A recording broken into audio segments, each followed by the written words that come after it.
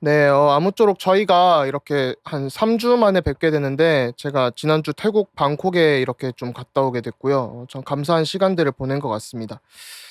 어, 오늘은 이제 이사야서를 중심으로 해서 선지서를 좀 살펴보는 시간입니다. 그래서 선지서가 상당히 좀 성경 가운데 중요한 내용 중 하나인데요.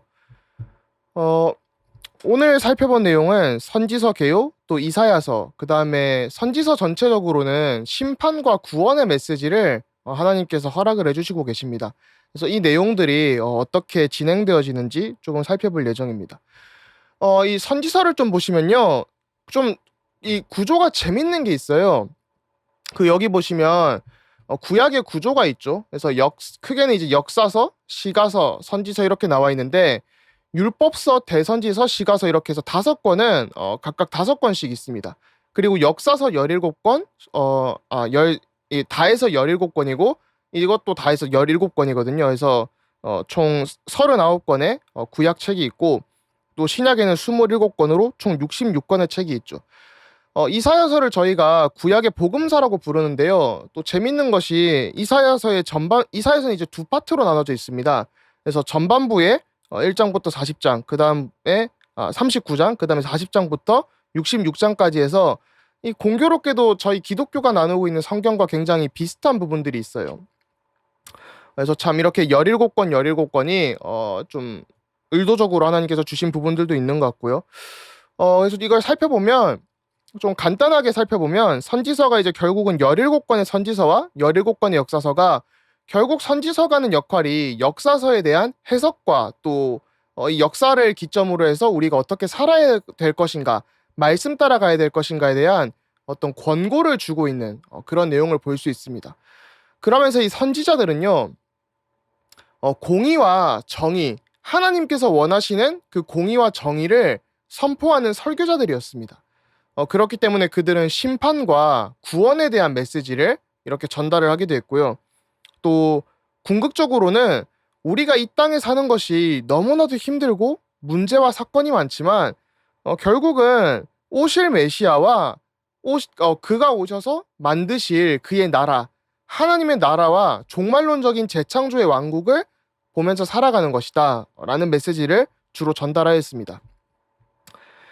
그럼 이 선지자가 어떤 역할을 했냐라고 했을 때요. 저희가 이제 모세오경에서는 주로 좀 제사장적인 부분에 집중이 되어 있었죠. 그래서 선지서에서는 선지자가 하나님의 대변자로 나오게 됩니다. 하나님께 부름을 받고 택함을 받은 사람들이 선지자들이에요. 제사장은 어떤 아론의 반열에서 일어난다면 어떤 인간의 어떤 라인들이 있다면 그 족보나 계보들이 있다면 어, 선지자는 하나님께서 부르시고 택함을 받아가지고 임명되는 그런 사람들이라고 볼 수 있습니다. 그러면서 제사장은 예배를 통해서 백성들의 심정을 하나님께 이렇게 대변하여 올려드린다면 이 선지자들은 하나님의 말씀을 이렇게 백성들에게 대언을 함을 통해서 하나님의 대변자로서 하나님의 대리인으로서 이렇게 말씀을 전달하는 사역을 하게 됩니다. 제사장은 그렇기 때문에 예배 의식에 집중을 했다면요. 선지자들은 그러니까 제사장은 이제 마음의 정결함, 그러니까 예배 의식에 집중을 했다면 선지자들은 우리가 마음이 얼마나 하나님 앞에 정결해야 되는지 이것을 얘기를 했고요.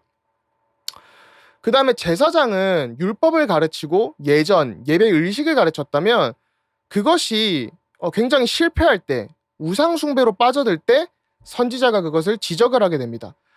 이 부분이 저희가 역사서에서 특히 이제 왕정 시대를 거쳐오면서 볼 수 있었던 그런 내용들이 있죠. 그래서 굉장히 삼중직이 서로 도와주고 보완하는 연관성이 있다는 것을 저희는 확인할 수 있습니다.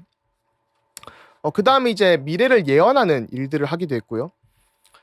선지자를 뜻하는 히브리어 단어가 이제 크게 두 가지가 등장을 합니다. 첫 번째로는 나비라고 하는 단어인데요.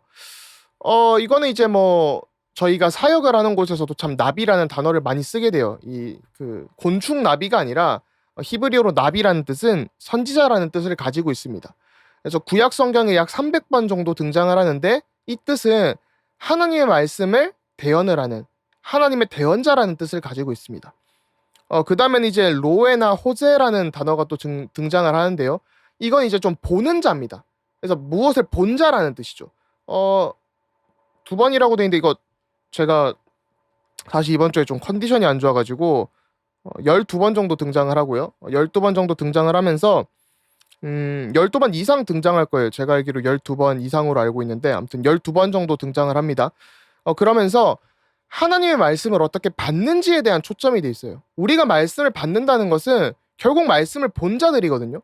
하나님의 일을 본 자들, 하나님의 말씀을 붙잡고 전달하는, 증거하는, 선포하는 자들이라는 것이죠. 아무쪼록 이건 그렇게 중요한 부분은 아니지만 그래도 성경을 좀 보실 때 선지자들이 이런 단어들이 쓰였고 또 이런 내용들을 가지고 있었구나라고만 이해하시면 될 것 같습니다. 이제 선지서를 해석을 할 때요. 저희가 좀 꼭 살펴봐야 되는 부분이 첫 번째로는 역사적인 배경을 이해해야 됩니다. 이 역사적 배경이라는 것은요. 이스라엘의 역사에서 선지자들이 주로 활동을 한 것은 이제 왕정 시대가 지나가면서 이 포로기 전, 포로기 후가 저희가 나오게 되죠. 그래서 722년에 이제 아수르에게 멸망하고 586년에 바벨론에게 멸망하면서 저희가 그 바벨론 맞죠? 페르시아인가? 갑자기 헷갈리는데 네, 포로기 전과 아무튼 포로기 그다음에 포로기 후가 이렇게 나오게 됩니다. 그래서 이제 포로기 전에 이제 722년 전에 활동한 선지자들이 있고 또 포로기에 활동한 선지자들이 있고 그다음에 이제 다시 돌아오는 포로기 이후에 활동하는 선지자들이 있게 됩니다. 그다음에 이 역사적 배경을 기점으로 해서 특별한 의미가 없는 한 저희는 문자적으로 이해를 하려고 해야 됩니다. 여기 이제 뭐 특별한 의미라는 거는 이제 나중에 나오겠지만 다니엘서에 나오는 뭐 70주라던가 뭐 그런 내용들 그런 내용들이 이제 좀 저희가 특별한 의미를 가지고 상징적으로 해석해야 되는 부분들이 있고요. 나머지는 좀 문자적으로 해석을 해야 되는 부분들이 있어요. 그다음에 이제 선지자적인 망원경 구조라고 이렇게 설명을 드리는데 이 망원경을 보시면 제가 지금 마땅한 이 망원경처럼 생긴 게 없는데요. 이쪽은 조금 좁고 망원경은 이렇게 갈수록 이렇게 커지면서 이 작은 부분으로 보면서 점진적으로 저희가 더 많은 부분들을 볼 수 있게 되죠. 그래서 성경이라는 것은 창세기 3장 15절에 그 은혜 언약을 주신 것에서 시작해서 성경 전체 이야기가 쭉 흘러가게 됩니다. 물론 이제 창조부터 시작을 하지만요. 그래서 그렇게 점진적으로 하나님께서 뜻을 나타내시는 계시들이 이렇게 발전이 되게 됩니다. 그래서 그 부분들을 저희가 알고 있어야 돼요. 말씀이 지금 이 상황 가운데 주시는 것도 있지만 나중에 이제 임마누엘 할 때 나오겠지만요. 이 상황 가운데 주시지만 동시에 이 상황 다음에 있는 것들을 예표하시는 것으로도 주십니다. 그 다음에 또 중요한 주제가 여호와의 날이라는 건데요. 하나님의 백성에 대한 구원과 또 이방 민족들에 대한 멸망이라고 해서 결국 여호와의 날이 임할 때 하나님의 구원과 심판이 하나님의 공의에 따라 이렇게 이루어지게 된다라는 것입니다. 그 다음에 이제 모든 예언의 중심에는 당연하게도 다른 것이 아니라 그리스도가 있습니다. 그래서 저희가 항상 성경을 그리스도 중심적으로 봐야 되는 부분들이 있죠. 이거를 역사적으로 조금 보시려면요.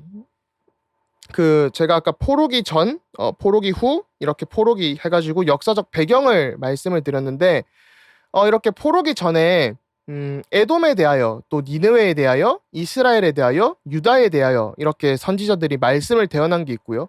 그 다음에 포로기에 여기서 이제 그 에돔은 잠시만요. 에돔은 요렇게 빼야겠죠. 여기에 해당하는 겁니다. 이 내용들은. 그래서 포로기에 또 이스라엘과 민족들에게 주신 말씀, 또 포로기 이후에 주신 말씀들이 분명하게 있습니다. 그래서 저희가 이 부분에 대해서 역사적으로 조금 참고를 하면 큰 도움이 됩니다.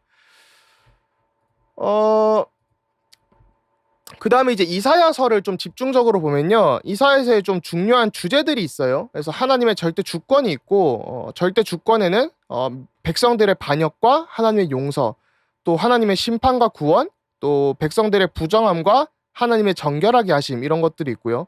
또 남은 자, 거룩한 씨, 이런 말씀과 임마누엘, 이방의 빛, 이런 메시지를 중요 주제로 던지고 있습니다.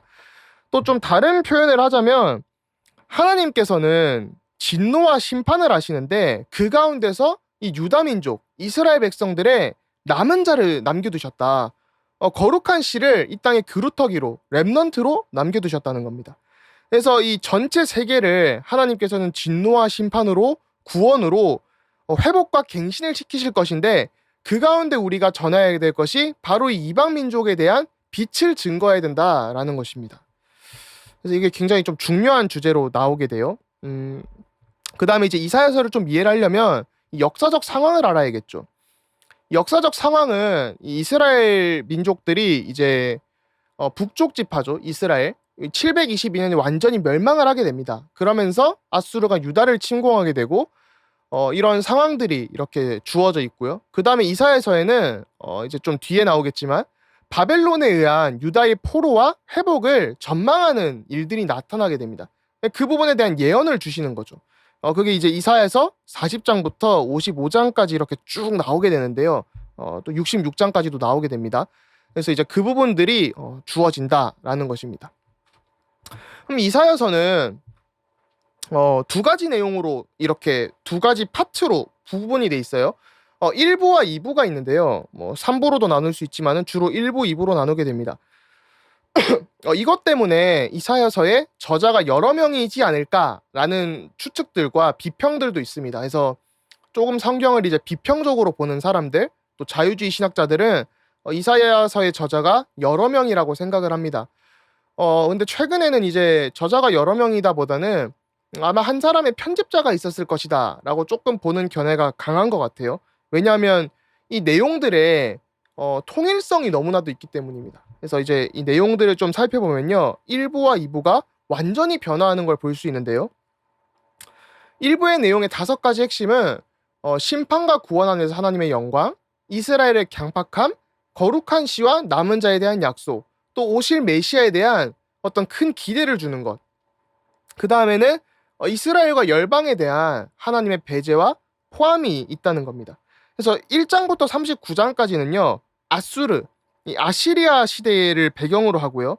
그 다음에 이제 메시아가 강조가 되어지고 이사야 이름이 좀 많이 등장을 하게 됩니다. 그러면서 어떤 역사적 맥락에서 이렇게 예언을 하게 되거든요. 그래서 많은 학자들이 이제 이 부분은 이사야가 썼을 것이다 라고 좀 보는 부분도 있고 1부와 2부의 내용이 좀 상이하게 차이가 납니다. 그럼 2부의 내용은 무엇이냐 했을 때 2부의 내용은요. 40장부터 66장까지입니다. 특별히 이제 그 백성들의 불신앙 가운데서도 하나님께서는 미래를 주시고 또 신실한 종에 의해서 회복을 시키신다라는 부분인데요. 40장부터 55장까지는 바벨론 포로기를 다루고 있고 56장부터 66장까지는 이제 포로 기환 시대를 어떤 좀 배경으로 하거나 예언을 하고 있는 부분들이 있습니다. 이 40장부터 66장에는 주제가 좀 많이 바뀌어요. 처음에는 이제 1부에서는 어떤 하나님의 심판과 오실 메시아에 대해서 했다면 2부에서는 야훼의 종, 야훼의 종이 있다. 여기서 종이라는 거는 땡땡 치는 종이 아니라요. 이 섬기러 오는 종이 있다는 것을 굉장히 강조를 합니다. 그러면서 이 예언들이 역사적 맥락 없이 예언을 하게 돼요. 그리고 이사야의 이름이 거의 등장을 하지 않습니다. 그렇기 때문에 저자가 여러 명이지 않을까라는 추측들을 좀 하는데요. 그럼에도 불구하고 이 문체의 어떤 여러 가지 이 내용들의 통일성 때문에 저자는 한 명일 것이다 라는 혹은 편집자가 한 명 있을 것이다 라고 합니다. 그러면 이게 저희가 성경을 처음 배울 때 뭐 완전 축자 영감설 이렇게 해가지고 뭐 문서설 이런 것들도 배우고 했었죠. 그러면 이 저자가 여러 명이라면 문제가 되는 건가요? 했을 때 사실은 이제 편집을 해도 별 문제가 안 돼요. 하나님께서 영감하신 거는 여전히 유효하거든요. 그리고 전통적으로 받아들여진 것도 유효하고 그래서 사실 이 부분들이 편집자가 있다 이렇게 해서 자유주의 신학이 전혀 아닙니다. 그런 것들을 좀 저희가 유념해두면 좋을 것 같고요. 뭐 학술적인 대화를 통해서 저희가 좀 배울 것도 배우고 보완할 것도 보완하고 더욱더 지적인 대화들을 할 수 있다면 좋은 것들이 있겠죠. 그 다음에 이제 이사야서는 대부분의 내용은 시입니다. 그래서 시적인 표현들이 강해요. 그래서 이게 뭐 영어나 한국어로 굉장히 번역이 어렵고 히브리어 자체를 읽을 때도 굉장히 조금 난해한 부분들이 있습니다. 그건 뭐 저희에게는 아쉽지만 어쩔 수 없는 부분이니까요. 좀 패스하도록 하고요.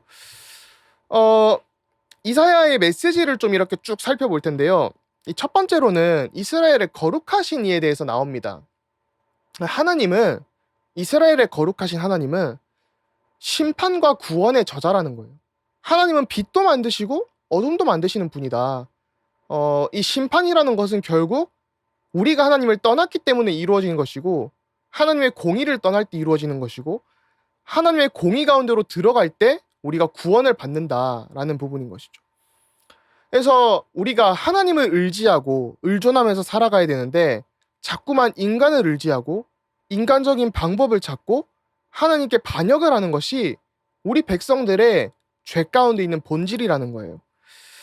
이 가운데서 하나님은 남은 자를 저희 같은 참 이런 저희가 이 남은 자라고 하는 것은 사실 이제 구원받은 백성들을 얘기하는 겁니다. 뭐 특별하게 뭐 신천지처럼 14만 4천이 있다. 뭐 우리만 남은 자다. 이런 것이 아니라 이 구원받은 백성들을 정결하게 하셔서 하나님의 영광을 드러내신다라는 것이죠. 그 다음에 임마누엘의 예언을 주십니다. 저희는 임마누엘이라고 할 때 너무나도 잘 아는 부분이 이사야서 7장 14절에 처녀가 잉타하여 아들을 낳으리니 그 이름을 임마누엘이라 하리라 라는 구절을 알고 있고 예수 그리스도를 예언한다, 예표한다는 것을 너무나도 잘 알고 있습니다. 그런데 이제 이거를 좀 성경학자적으로 좀 보면요. 이사야의 아들에 대해서 주신 말씀이 아닐까. 왜냐하면 그것이 다윗의 계보를 좀 강조하기 위해서 이사야의 둘째 아들인 마할 살랄 하스바스에게 아마 주신 메시지 같다라는 사람들도 있습니다. 혹은 히스기야가 결국 이 임마누엘의 예언에 해당하는 사람이 아니냐. 히스기야가 굉장히 좀 비유적 인물이다라고 해석을 하는데요. 그것이 맞을 수도 있지만 뭐 그 시대 상황 가운데서는 저희가 아까 그 선지자적 망원경적 관점으로 보면 결국은 예수 그리스도를 궁극적으로 이해를 하고 있는 거예요.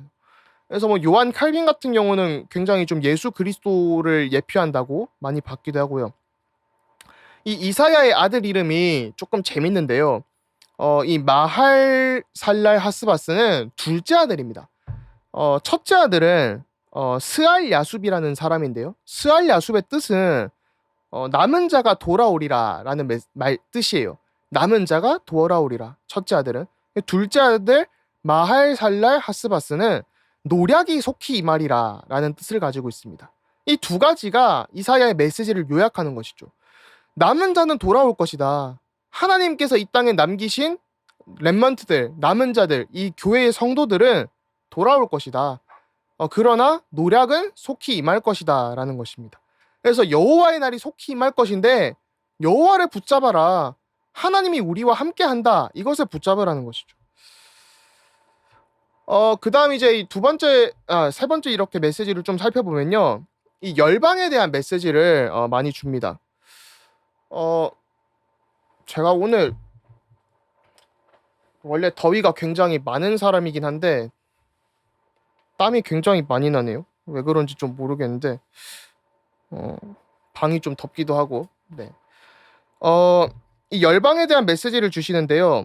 그 이방 백성들이 굉장히 압제를 하고 또 문제를 일으키고 또 힘 있는 사람들이 굉장히 많았어요. 그래서 이 사람들이 볼 때는 너무나도 우리를 압제하고 힘들게 하는 것 같지만 그 이방 백성들까지도 주관을 하시는 분이 하나님이시다. 그래서 진노의 대상이자 이방 백성들은 진노의 대상이지만 또 하나님이 주시는 자비와 위로의 대상이기도 하다라는 것입니다. 그래서 모든 백성들이 모든 열방들이 구원과 생명의 길을 배워야 된다라는 것이죠. 그래서 하나님께서 분명하게 자비를 주십니다. 이사야서에 나오는 메시지는 아닌데요. 이게 제가 이제 태국 지난주에 신학교 강의를 가면서 그 뭐죠? 20명이 정도가 이렇게 신학생으로서 훈련을 받고 있었는데 기독교 인구 1%의 나라에 20명이나 이렇게 목회자가 되겠다고 하는 부분에 제가 섬길 수 있으니 얼마나 감사했는지 모릅니다. 그러면서 제가 영성신학에 대해서 좀 나누고 왔는데요. 한 10강의 정도를 나누고 왔는데 영성신학을 하면서 제가 그런 좀 얘기들을 했어요. 하나님께서 우리의 기도에 분명히 응답하신다. 그런데 불신자의 기도에 응답을 하시는 것을 어떻게 이해를 해야 되냐 했을 때 하나님은 우리의 정결한 마음을 보고 사실 응답을 하시거든요. 말씀을 어떻게 붙잡았고 이런 부분들. 그러면 그거를 우리가 어떻게 이해를 할 수 있을까? 라고 했을 때 이 불신자의 기도에 하나님이 응답을 하시는 게 아니라 불신자에게 그냥 하나님이 자비를 주시는 거예요. 응답을 하시는 게 아니라 그들의 기도에 응답을 하시는 게 아니라 그냥 자비로서 너희들의 일반 은총적 은혜로서 그냥 이런 축복들을 또 내가 이 세상을 창조하였기 때문에 지키는 그런 은혜들을 주시는 것이죠. 그래서 일반 은총적으로 이해를 해야 되지 하나님께서 불신자의 기도에 이렇게 정확하게 응답하신다. 그것으로 보는 것은 성경이 말하는 기도랑은 맞지 않다. 왜냐하면 하나님께서는 마음을 보신다고 했고 또 한편으로는 마음을 보시기 때문에 부정한 자들이 그러면 불신자들이 기도를 안 하는 것이 맞지 않냐라고 했을 때 결국 불신자도 하나님께 기도를 해야 된다. 그들이 구원을 받았든 받지 않았든 기도를 통해서 절대자적인 존재에게 또 하나님을 의지하고 배울 수 있는 것은 너무나도 우리 인간에게 필요하고 당연한 것이다라는 것이죠. 그래서 이런 부분들을 조금 나눴었는데요. 이사야서의 메시지는 아니지만 저희가 신앙생활을 하는 데 있어서 아침에 저녁에 식사를 하면서 어머니랑 좀 대화를 한 부분인데 제가 이제 신학교를 졸업을 하고 했던 강의 처음 막 할 때보다 굉장히 예전에 학술적이고 지식적인 걸 많이 추구를 했다면 굉장히 좀 이제는 좀 영성이나 실천적으로 좀 많이 바뀌는 것 같다. 라는 좀 좋은 피드백을 주시더라고요. 저도 참 지식적인 거는 사실 네이버나 구글에 검색하면 틀린 것도 많지만은 어느 정도 좀 좋은 것들을 배울 수 있겠죠. 하지만 제가 하는 역할은 지식적인 것들 이렇게 뭔가 좀 요리를 이렇게 잘 다듬어 가지고 맛있지만 우리 삶에 적용이 되고 우리 삶을 바꿀 수 있는 메시지가 나와야 되는 것이지 단순히 지식을 넘어서 진짜 삶을 바꾸는 응답들이 좀 임해야겠다라는 기도를 요즘 많이 하고 있습니다. 혹시 저를 위해 기도해 주실 때 그런 기도를 해주시면 참 감사할 것 같아서 진짜 지식이 전달되는 게 아니라 우리가 정말 하나님께서 원하시는 바대로 살아갈 수 있는 응답들이 임하도록 좀 기도해 주시면 감사하겠습니다. 그 다음에 이제 이 회복에 대한 메시지가 나오는데요. 열방에 대한 메시지는 좀 심판적인 메시지였다면 이 회복에 대한 메시지는 언약으로 개인과 공동체를 살리시는 하나님에 대한 메시지를 볼 수 있습니다. 그래서 이사야서 54장 10절을 읽어보면요. 이사야서 54장 10절입니다. 산들이 떠나며 언덕들은 옮겨질지라도 나의 자비는 내게서 떠나지 아니하며 나의 화평의 언약은 흔들리지 아니하리라. 너를 긍휼히 여기시는 여호와께서 말씀하셨느니라 라고 되어 있습니다. 너무 은혜롭지 않나요? 산들이 떠나며 언덕은 옮겨질지라도 모든 것들이 무너지고 변화하고 망하고 좋게 바뀔지라도 나의 자비, 하나님의 자비는 우리에게서 떠나지 아니하신대요. 하나님의 화평의 언약은 흔들리지 아니하고 우리를 긍휼히 여기시는 여호와께서 말씀을 하신대요. 여기 좀 중요한 게 이제 제가 화평의 언약에 이렇게 좀 굵기로 이렇게 처리를 해뒀는데요. 신학 공부를 이렇게 쭉 저와 함께 성경 개론을 보신 분들은 이제 화평의 언약하면 딱 감이 아마 오실 것 같아요. 이게 무슨 뜻인지. 이사야서 6장에 보니까 이사야의 소명 장면이 나오죠. 이사야가 이렇게 부름을 받고 제단 숯불에 자기 입술이 더럽혀졌구나 해서 정화받게 되고 또 하나님 앞에 섰을 때 누가 갈까 했을 때 내가 여기 있다 보내주소서 하면서 모든 것이 망해도 그루터기는 남아있다 이런 메시지를 주시게 되죠. 하나님께서 여러 가지 장면에서 하나님을 우리가 대면을 하는 또 하나님의 천상회의라는 장면을 보게 됩니다. 이 화평의 언약은 하나님의 천상회의에서 좀 중요하게 나오는데 이 욥기서도 나왔었죠. 이 스가랴서 나중에 보면 스가랴서 6장 13절에 하나님의 천상회의에서 화평의 언약이 등장을 하게 됩니다. 이 화평의 언약이 뭐냐 했을 때 성삼위 하나님과의 언약이에요. 성삼위 하나님 간의 언약. 은혜 언약은 우리가 뭐 예를 들면 다른 모세 언약이나 이런 것은 하나님께서 백성들과 맺으시는 언약이었다면, 화평의 언약, 영어로 이제 covenant of peace라고 하는데요. 라틴어로는 pactum salutis고, 어, 이거는 이제 성삼위 하나님께서, 성부 하나님께서 내가 구원의 계획을 작정을 하시고, 성자께서 그 미션을 받아서 성취를 하시고, 성령께서 구원의 은혜를 적용하시겠다고 약속하시는 그 언약입니다. 그래서 성삼위 하나님의 이런 경륜적 삼위일체와 더불어서 하나님께서 우리를 구원하시겠다는 구원의 은혜를 저희가 볼 수 있는 것이 이 화평의 언약인데요. 제가 연구하고 있는 그 영국 17세기 신학자인 존 오웬 같은 경우는 화평의 언약이 바로 은혜 언약, 은혜 언약이라고 하면 창세기 3장 15절에 여자의 후손이 뱀의 머리를 상하게 하고 이제 우리를 구원할 것이다라는 그 언약이죠. 그 언약의 파운데이션, 기초라고 봅니다. 그래서 화평의 언약이 없이는 은혜 언약이 없고, 은혜 언약이 없이는 우리의 구원이 없다라는 것이죠. 그럼 다르게 얘기하면 이 하나님의 구원의 은혜는, 또 성경 전체의 이야기는 결국 그리스도라는 것을 중심으로 은혜 언약에 기초하고 있는데, 그 은혜 언약의 기초가 바로 성삼위 하나님께서 우리를 구원하시겠다고 맺으신 화평의 언약이라는 것이죠. 그런 관점에서 이 이사야서 54장을 보면 다시 한번 읽어보겠습니다. 산들이 떠나며 언덕들은 옮겨질지라도 나의 자비는 내게서 떠나지 아니하며 나의 화평의 언약은 흔들리지 아니하리라. 너를 긍휼히 여기시는 여호와께서 말씀하셨느니라. 그러니까 이게 그 하나님께서 모든 것이 바뀔지라도 하나님께서 우리를 향한 구원 계획은 결단코 바뀌고 흔들리지 않는다라는 것이에요.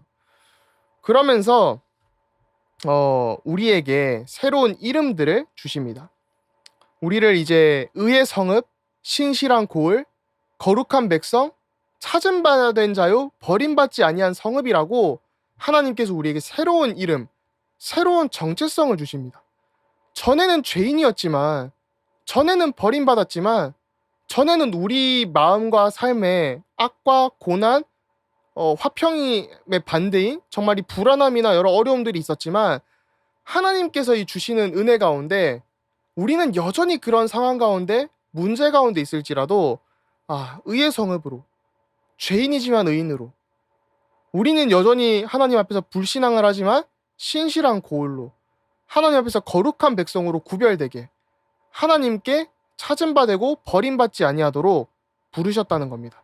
그래서 이 새로운 정체성을 회복의 메시지 가운데 주시게 되죠.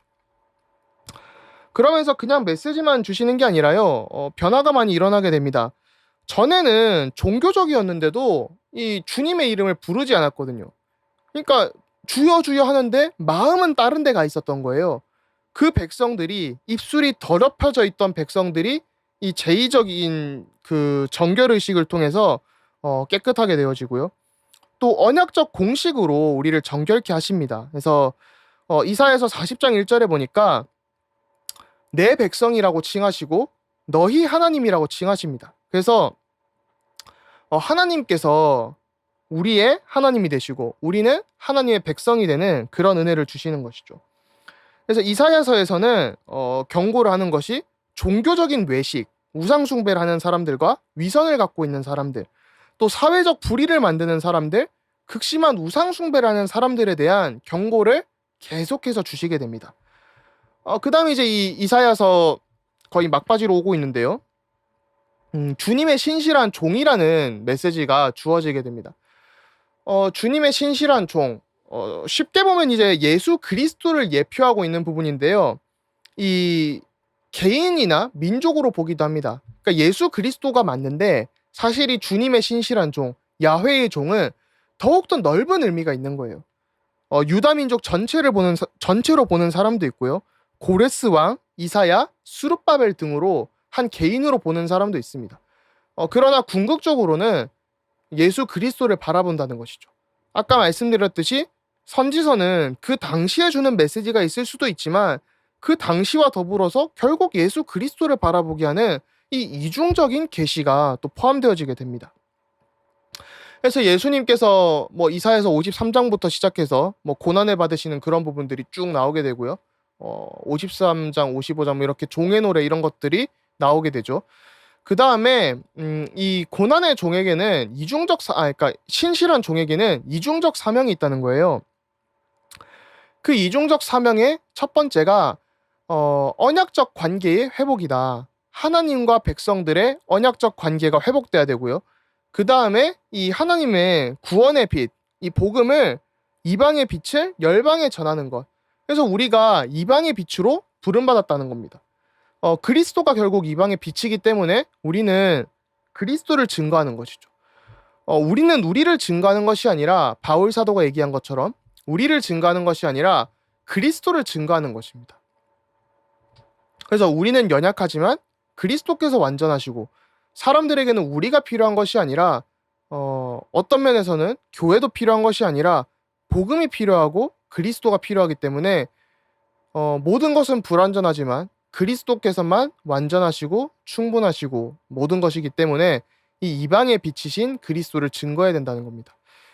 그러면서 이 이스라엘 백성들이 이방의 빛으로서 또 교회가 이방의 빛으로서의 사명을 감당해야 된다는 것이죠. 그래서 만인이 하나님의 빛과 말씀의 진실을 보고 돌아올 수 있도록 해야 되고요. 이 선교적 차원에서 이건 아마 제가 나중에 또 얘기할 것 같은데 구심적 선교와 원심적 선교가 있습니다. 그래서 구심적 선교라고 하면 이 이방의 빛을 보고 원이 이렇게 모이듯이 구심력이 있다는 거죠. 중심으로 모이는. 그래서 이 이방 백성들이 이스라엘로 모이는 이런 구심적 역할을 해야 되고요. 또 동시에 이게 이제 구약에 나오는 선교의 큰 틀이죠. 동시에 신약에서처럼 이렇게 뻗어나가는 원심력적인 선교를 해야 된다는 겁니다. 모든 백성으로 나가는.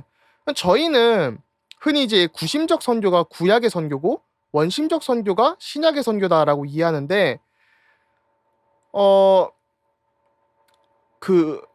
아마 이름이 맞을 거예요. 로저 헤드룬드라는 신학자 같은 경우는 그런 표현을 썼어요. 결국 그러니까 성경에서 나오는 선교는 이 두 가지가 다 해당된다는 거예요. 구심적이고 원심적인 게. 그래서 이방의 빛으로 우리가 구심적 역할뿐만 있는 게 아니라 이사야서에서도 원심적으로 나아가야 되는 부분들도 충분하게 존재가 하는 것이죠. 그래서 우리의 선교는 정말로 교회로 들어오기도 하지만 또 교회가 나가는 사역들을 해야만 합니다. 그 다음에 이제 이 이사야의 메시지를 보면요. 회복과 또 공동체에 대한 메시지를 주는데요.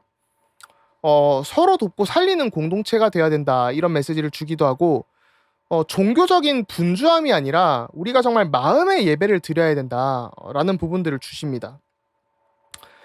누가복음 10장 38절부터 42절에 보면요. 예수님과 마리아, 마르다에 대한 이야기가 나옵니다.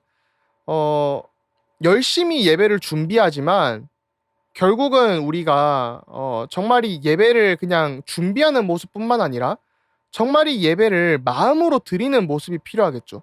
물론 이제 토요일 밤이나 예배를 드리기 위해서 주일 아침이나 우리를 올바르게 이렇게 점검하는 시간이 너무나도 필요합니다. 그렇지만 뭔가 종교적 분주함이 아니라 우리 마음의 중심으로 하나님을 예배하는 그런 것들이 회복되어야만 합니다. 그 다음에 하나님의 구원으로부터 이런 공동체의 어떤 표지들이 이렇게 주어지게 되는데요. 기쁨과 찬양의 공동체, 또 전에는 수치를 당하고 노예된 생활을 했지만 이제는 회복된 공동체. 그러면서 우리가 열방을 살리기 위한 기도가 돼야 되고 이방 백성들이 우리에게 모두 찾아오고 부와 명예까지도 따라오게 되는 그런 응답들을 하나님께서 이사야서 60장을 통해서 또 보여주시게 되죠. 그 다음에 언약을 백성들뿐만 아니라 그들의 자녀들에게도 이렇게 확증을 하시는 하나님의 은혜를 볼 수 있습니다. 그 다음에 이제 코로나 후유증이 거의 끝나가긴 하는데 아직 조금 있더라고요. 그래서 말을 조금 천천히 할 수 있는 하나님의 은혜를 주시는 게 아닌가 싶습니다. 이미와 아직의 긴장 가운데 우리가 살아가는 공동체로 부름받은 거예요. 하나님의 구원을 기다리는 백성들이죠, 우리는. 그래서 새로운 세상에 대한 환상과 비전들이 있지만 지금 세상에서 너무나도 어렵고 탄식되는 일들이 많고 그럴지라도 우리는 하나님께서 하실 구원을 볼 수 있다. 그 구원은 이미 우리에게 임했는데 아직 완전하게 임한 것은 아니다. 그래서 이 땅에 살아가면서 어려운 일이 많지만 정말 하나님께서 하시는 구원의 역사와 그 약속들을 기대하면서 갈 수 있는 것이죠. 이스라엘 백성도 출애굽을 하면서 광야 생활을 하면서 가나안 땅에 들어가기 전까지 그 이미 아직의 긴장을 체험을 했습니다. 그것을 체험하고 하나님의 은혜를 너무나도 받았지만 출애굽이 굉장히 중요한 성경적 이미지죠. 그렇게 했지만 왕정 시대로 들어가니까 다시 어려움이 오게 된 거죠. 포로 시대를 살아가면서도 그리스도를 바라보는 시기가 있었습니다. 그래서 그때도 이미 아직이 있었고 지금 교회 시대에서도 우리가 너무나도 어렵지만 그래도 그나마 나은 것은 하나님께서 우리에게 행하신 일을 알기 때문에 우리는 앞으로 그 일을 바라보면서 살아갈 수 있는 것이죠. 그래서 참 우리가 너무나도 이 세상을 보면 어려운 일들이 많고 매일매일 참 쉽지 않은 일들이 찾아오지만 하나님께서 구원을 약속하시고 이 재창조에 대한 새 창조에 대한 비전을 주셨기 때문에 그걸 우리 걸로 만들 수 있는 이미지로 만들 수 있는 응답들이 임하게 된 거죠. 이 남은 자라는 게 여기서 결국 중요하게 작용을 하는데요. 이 렘넌트라는 사상이 그첫 이름이 생각 안 나는데 성은 기억이 나는데 이제 미국은 주로 이제 이름은 그 뭐 보통 이제 그 성으로 가니까요. 제 기억이 맞다면 피츠제랄드 맞나? 제랄드 아무튼 하젤이라는 신학자가 있는데 남은 자에 대한 이 신학을 굉장히 강조를 했어요. 남은 자가 뭐냐, 렘넌트가 뭐냐 했을 때 종말론적 관점, 종말론적 긴장을 가지고 살아가는 자들이다라는 거예요. 그래서 하나님의 재창조의 비전, 하나님께서 그리스도를 보낼 것인데 그 언약을 붙잡고 이 땅 가운데 이런 이미와 아직의 긴장 가운데 살아가는 사람들이다라는 것이죠. 그래서 그게 이사야서에 많이 등장하지만 사실 이제 창세기부터 이렇게 쭉 등장을 하게 된다. 특히 이사야가 클라이막스다라는 거예요. 그래서 좀 볼만한 책이었는데 한국어로 번역은 안 됐고요. 영어로도 굉장히 구하기 어려운 책으로 제가 알고 있습니다. 저 우연히 좀 찾게 됐는데 이 종말론이 조금 조심해야 될 게 제가 며칠 전에도 단톡방 이런 거 누가 전화 안 들어가 있는데 누가 보여주더라고요. 뭐 교회 관련 단톡방인데 이런 말하면 또 제가 욕을 좀 욕먹는 거 별로 안 좋아하는데 남을 비판하는 것도 별로 안 좋아하지만 그 유튜브 이런 데서 종말론 얘기하는 사람들 별로 옳은 거 아닙니다. 그 문자적으로 막 해석을 하고 막 하는 것들이 맞아 보일 수는 있는데 뭐 세대주의적 관점이라던가 그게 이 성경을 좀 깊게 배우면요 맞는 게 사실 많이 없어요. 그런 것들이. 그리고 하나님은 우리에게 종말론적 긴장과 종말론적 비전을 보고 살아가라고 말씀을 주신 게 아니라 그게 보면서 살아가야 되는데 결국은 그 안에 그리스도를 바라보면 되거든요. 뭐 갑자기 어떤 정부가 개입이 돼 있다. 뭐 그림자 정부, 그다음에 뭐 누구의 선택이나 어떤 대선이나 이런 것들이 굉장히 큰 영향을 미친다. 뭐 베리칩 이런 것들은 사실 그게 중요한 게 아니에요. 저희가 진짜 그냥 이 땅 가운데 날마다 그리스도인으로서 하나님의 비전을 보고 살아가는 것이 중요한 것이지. 그러니까 여기서 말하는 종말론적 긴장은 신학이 말하는 종말론적 긴장은 그런 어떤 시한부적 종말론이나 좀 위험한 불건전한 종말론 이런 것들을 얘기하는 것이 전혀 아닙니다. 제가 뭐 계시록 전공자는 아니지만 제가 그래도 성경을 권별로 다 원어로도 읽고 했는데 모르겠어요. 좀 그 굉장히 좀 위험한 메시지들을 통해서 많이 가는 것 같아서 그거 좀 조심하셔야 되지 않을까. 적어도 이 영상을 보시는 분들은 그런 생각이 좀 들고요. 그러면 이제 저희가 이사야서를 좀 요약을 하면서 하나님이 결국 우리에게 어떤 메시지를 하나로 던지시냐. 저희가 시작할 때 나왔죠. 시작할 때 나온 거는 결국 하나님이 진노를 하시고 심판을 하실 것인데 또 그 가운데 회복을 하실 것인데 남은 자를 통해서 할 것이다. 하나님은 그 가운데 남은 자를 남겨두셨다라는 거예요. 그러면 이제 끝으로 이거를 좀 보면 되겠죠. 한 문장으로 요약하면 우리는 하나님의 약속과 말씀으로 살아갈 힘을 얻은 공동체라는 것입니다. 하나님의 약속과 말씀으로 살아갈 힘을 얻은 공동체라는 것이죠. 그러면 저희가 좀 적용할 수 있는 부분으로 이걸 한번 보시고 이사야서의 메시지를 우리의 삶 가운데 이웃들에게 실천을 해보시면 좋을 것 같아요. 우리가 어떻게 남은 자로서, 렘넌트로서, 또 야훼의 신실한 종으로서 살아갈 수 있냐라는 메시지가 제가 이번 주 이사야서 이렇게 쭉 읽으면서 이게 되게 은혜가 되더라고요. 제가 요즘 사역을 하면서 느끼는 부분이기도 하고. 58장 10절을 같이 읽어보겠습니다. 줄인 자에게 네 심정이 동하며 괴로워하는 자의 심정을 만족하게 하면 내 빛이 흑암 중에서 떠올라 네 어둠이 낮과 같이 될 것이며 라는 메시지를 주고 있습니다. 정말 이게 하나님께서 기뻐하시는 금식에 대해서 하면서 주시는 메시지인데, 정말 힘들고 애통하고 온유해하고 힘들어하는 사람들에게 정말 우리 심정이 정말 이 사람들을 살리기 위해서 정말 함께 감정을 공유하고, 또 괴로워하는 자들을 정말 그 심정을 이해하고, 정말 이웃들이 어려움을 겪고 있구나, 그거를 바라보면서 함께 있기만 해도 되거든요. 그러면서 그렇게 할 때 하나님께서는 결국 이방의 빛을 우리를 통하여서 모든 백성들에게 세계복음화의 축복으로 증인으로 연결시키실 거다라는 것입니다. 그래서 정말 이 은혜가 저희에게 임하는 축복이 임하도록 함께 기도하면 좋겠습니다. 네, 그러면 저희 기도하고 다음 주에 뵙도록 하겠습니다.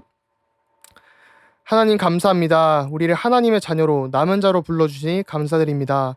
여호와의 날이 속히 임하고 여호와의 진노와 심판이 하나님의 공의에 따라 임할 줄 믿습니다. 그 가운데서 하나님께서 복음을 신실하게 전할 남은 자로 우리를 택하셨음을 믿습니다. 날마다 우리가 하나님의 은혜를 정말 묵상하며 살아갈 수 있도록, 또 정말 하나님께서 살리시기 원하는 그 현장 가운데 정말 우리의 마음이 갈 수 있도록, 하나님의 마음과 눈물이 가 있는 그 현장에 우리의 마음과 눈물, 발걸음과 정말 경제까지도 갈 수 있는 축복이 임하도록 주님께서 역사해 주옵소서. 지금도 살아 역사하시는 주 예수 그리스도 이름으로 기도했습니다. 아멘. 네, 그러면 다음 주에 뵙도록 하겠습니다. 네, 감사합니다.